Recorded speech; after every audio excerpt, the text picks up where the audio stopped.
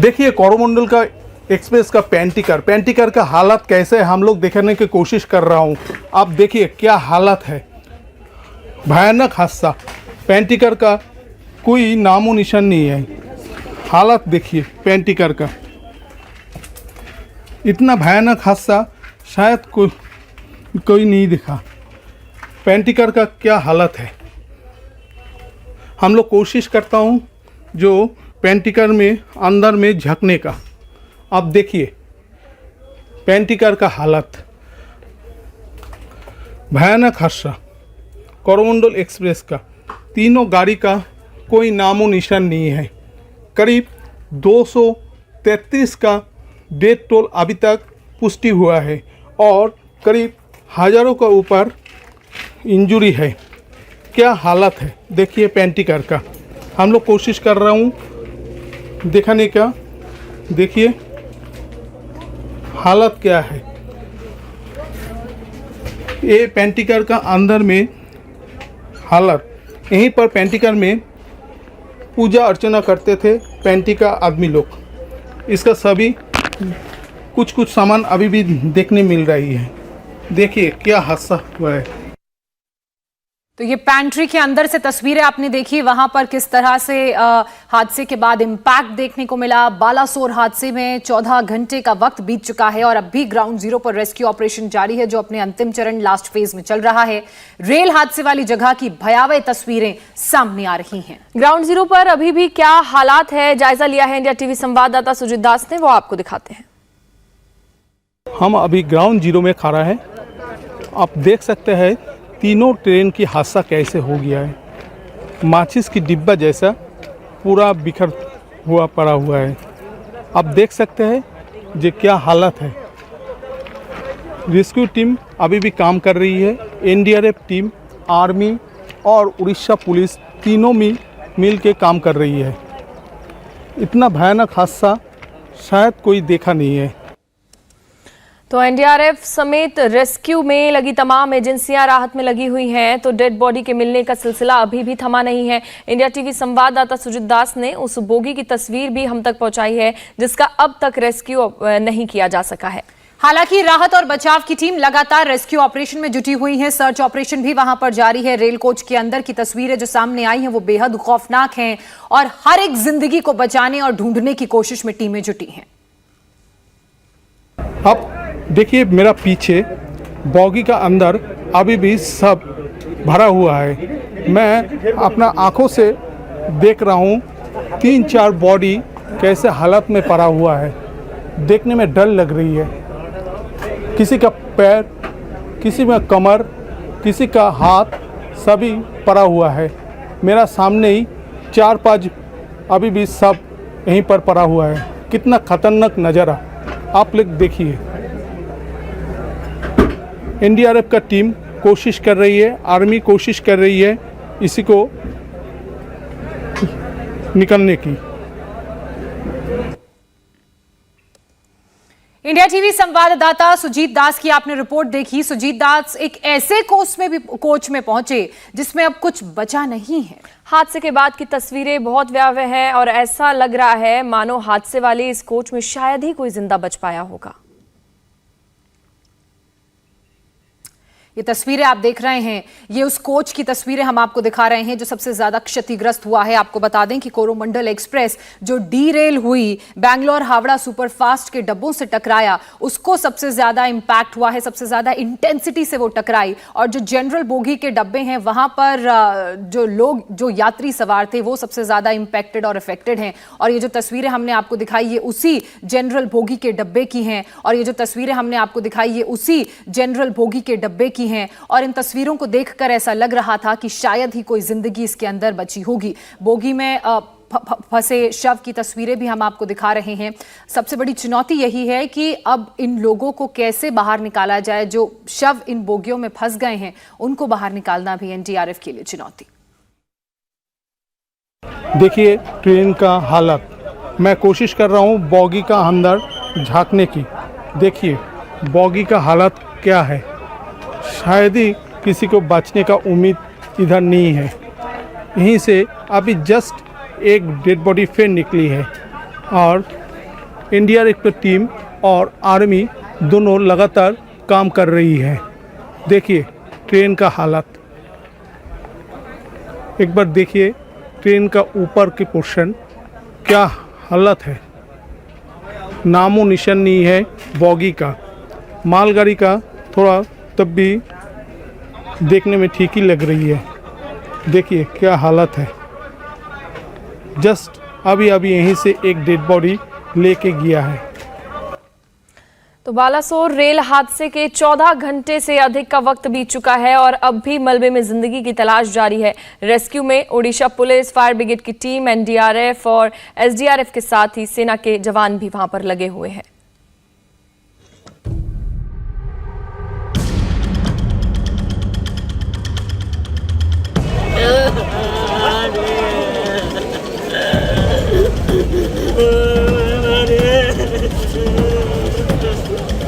मैं कलकत्ता जाने वाला था। हम लोग 7 आदमी आया।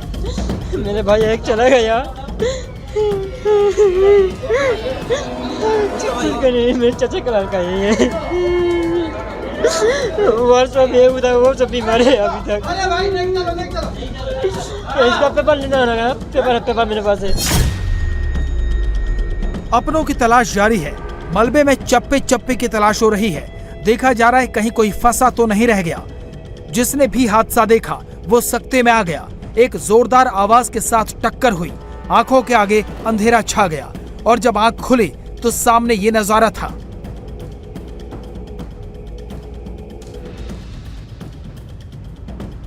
लोहे से बनी बोगियां बुरी तरह टूट चुकी थीं।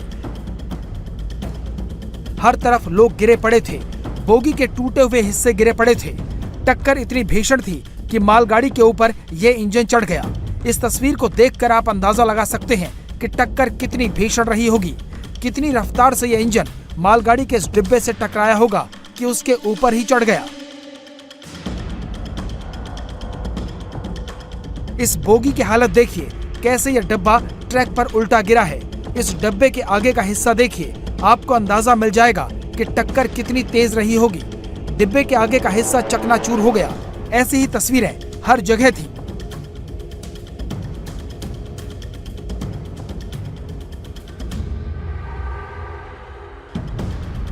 इसी टक्कर में इन बोगियों के अंदर सफर कर रहे कई मुसाफिर अपनी मंजिल तक नहीं पहुंच सके और जो बचे वो अपनों की तलाश करते हुए बिलख रहे थे।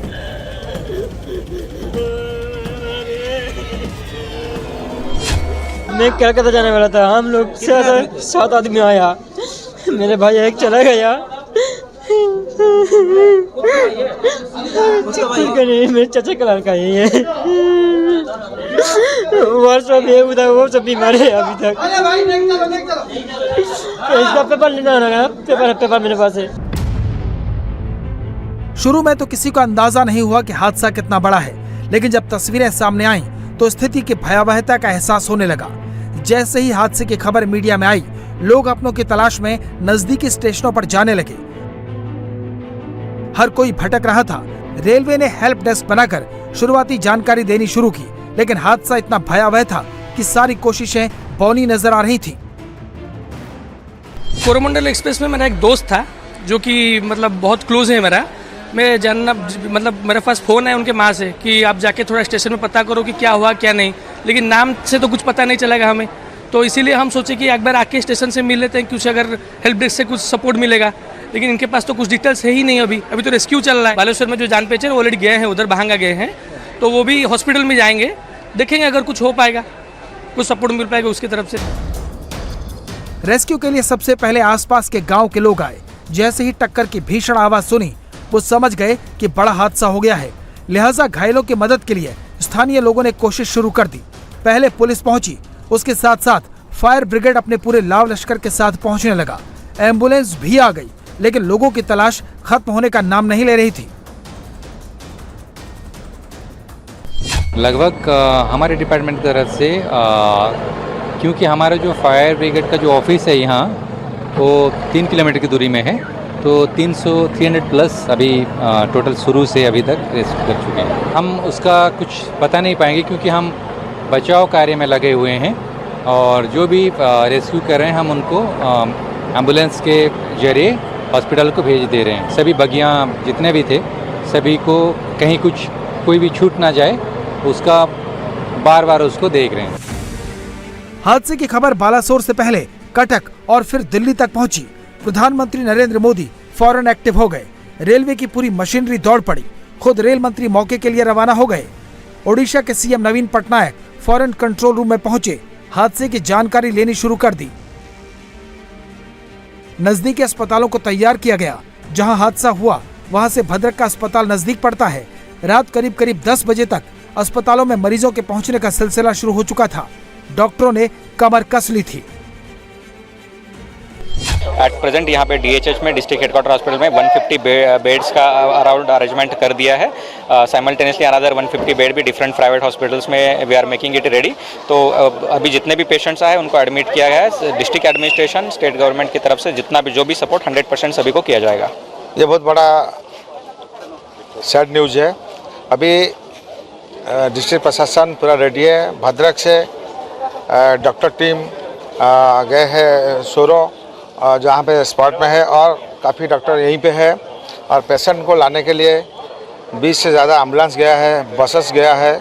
और यहाँ पे जो हम लोग भद्रक में जो रिसीव करेंगे पेशेंट 300 के आसपास जो हमको मैसेज आया है, उसी हिसाब से यहाँ पे जितना बेड्स है और प्राइवेट जितना हॉस्पिटल है वहाँ पे और एक नया DHS जो MCS जो बना है वहाँ पे भी हम पेशेंट शिफ्ट कर रहे हैं। रेस्क्यू में पहले स्थानीय लोग जुटे थे, फिर पुलिस और फायर ब्रिगेड आई।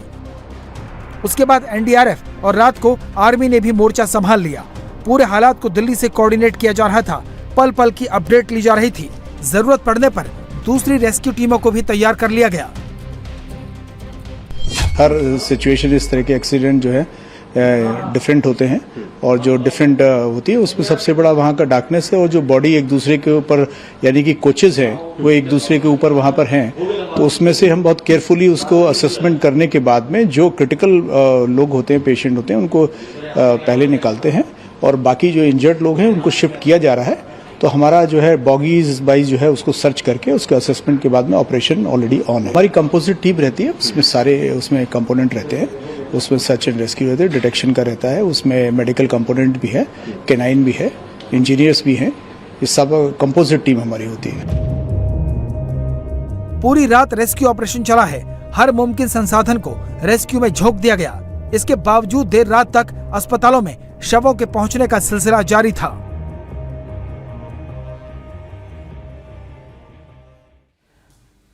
और इस वक्त दुर्घटना स्थल की एरियल तस्वीरें भी सामने आ गई हैं। इन तस्वीरों के जरिए हम आपको समझाने की कोशिश करेंगे कि दरअसल ये हादसा कैसे पेश आया। सबसे पहले तो आप देखिए ये 3 अलग अलग ट्रेनें, 2 एक सुपरफास्ट एक्सप्रेस है, एक मालगाड़ी है, आपको नजर आ रही होगी। ये जो नीचे की तरफ आप देख रहे हैं ये मालगाड़ी है और ये ऊपर की तरफ आप जो देख रहे हैं ये बैंगलोर हावड़ा सुपरफास्ट एक्सप्रेस है और ये जो बीच में ट्रेन दुर्घटनाग्रस्त हुई है ये कोरोमंडल एक्सप्रेस है। हुआ क्या, ये ट्रेन इधर से जा रही थी और ये वाली जो ट्रेन है मालगाड़ी ये इस तरफ जा रही थी और ये वाली ट्रेन अचानक से डीरेल हुई। इसके कुछ डिब्बे ट्रैक के उस तरफ गिरे, कुछ डिब्बे बीच वाले ट्रैक में गिरे जो खाली था और उसके बाद जो यहां से ट्रेन आ रही थी यानी कि कोरोमंडल एक्सप्रेस ये अचानक से इन डीरेल हुए डब्बों से टकराई और कोरोमंडल एक्सप्रेस का इंजन गया सीधे ये जो नीचे मालगाड़ी थी उसके ऊपर कोरोमंडल एक्सप्रेस का इंजन गिरा, वो वाली बोगी गिरी और कुछ डिब्बे इस तरफ गिरे यानी कि जहां पर बैंगलोर हावड़ा एक्सप्रेस के डब्बे डीरेल हुए थे। बताया जा रहा है कि 10 से 12 डिब्बे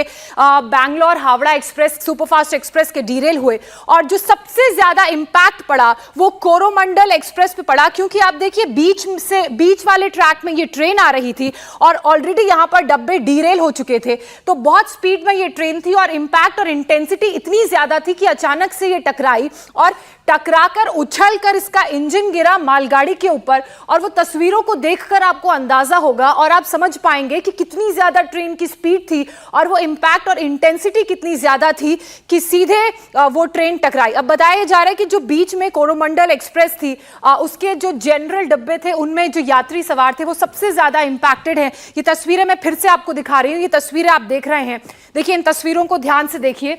आपको ये वो एरियल तस्वीरें नजर आ रही हैं, ये है मालगाड़ी, ये आप कोरोमंडल एक्सप्रेस की तस्वीरें देख रहे हैं और ये है हावड़ा एक्सप्रेस। ये ट्रेन निकली थी, इस ट्रेन जो एनिमेशन के जरिए भी हमने आपको समझाने की कोशिश की और जो जानकारी हमें फौरी तौर पर मिल रही है प्रशासनिक अधिकारियों से, उनका यही कहना है कि पहली वाली ट्रेन डीरेल हुई, उसके बाद कोरोमंडल एक्सप्रेस जो आ रही थी तीसरे ट्रैक में पहले से मालगाड़ी थी, वो अचानक से टकराई और वो टक्कर इतनी ज्यादा इंटेंसिटी की थी क्योंकि ट्रेनें रफ्तार में होती हैं, स्पीड में होती हैं, तो आगे जो इंजन वाला एरिया है उसके तो परखच्चे उड़ गए और इसलिए कैजुअल्टी का जो नंबर है वो बढ़ रहा है।